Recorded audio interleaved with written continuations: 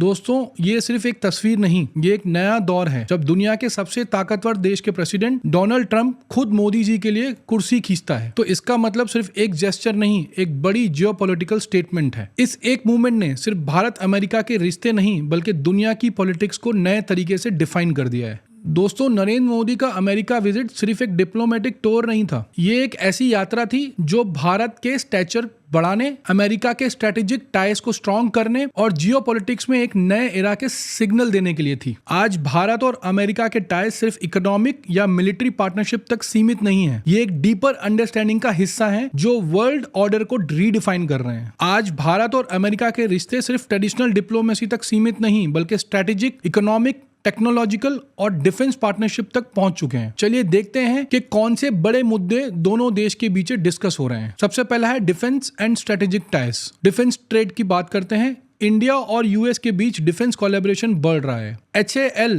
और general electric के बीच fighter jet engines पर काम हो रहा है।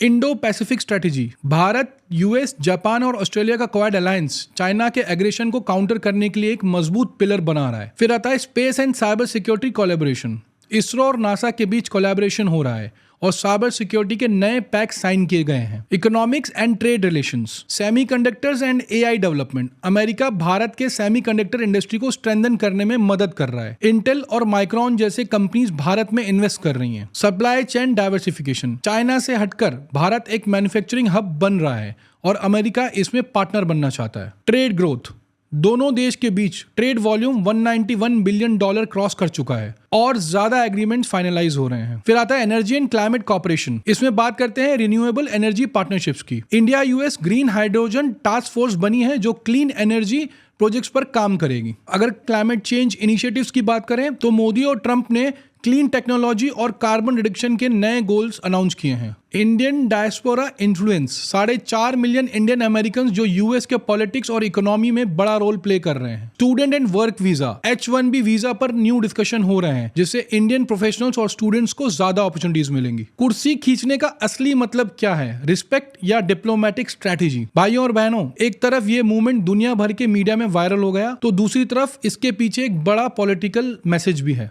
दोस्तों, ट्रंप का ये जेस्चर सिर्फ एक फॉर्मेलिटी नहीं थी, ये एक सिंबल है कि भारत अब सेकेंड टायर पावर नहीं बल्कि एक ग्लोबल प्लेयर बन चुका है। जहां भारत में लोग इस मूवमेंट को प्राउड मूवमेंट बता रहे हैं, वहीं कुछ लोग इसे ओवर हाइप्ड कह रहे हैं। लेकिन एक बात तो तय है, मोदी की डिप्लोमेसी दुनिया भर में चर्चा का मुद्दा जरूर बन चुकी है। ये सिर्फ एक शुरुआत है। दोस्तों, इंडिया यूएस टाई सिर्फ जियोपॉलिटिकल या इकोनॉमिक नहीं बल्कि स्ट्रेटेजिक विजन का हिस्सा है। ट्रंप का कुर्सी खींचना सिर्फ एक मूवमेंट नहीं, एक नया वर्ल्ड ऑर्डर डिफाइन करने का इंडिकेशन था। आगे चल के ये इंडिया यूएस रिलेशन का एक टर्निंग पॉइंट बन सकता है। आपको क्या लगता है, क्या ये मूवमेंट सिर्फ एक जेस्चर था या जियोपॉलिटिक्स की एक मास्टर स्ट्रोक स्ट्रेटेजी? अपनी राय कमेंट में जरूर बताएं। ऐसे वीडियोस देखने के लिए चैनल सब्सक्राइब जरूर करें। Thank you.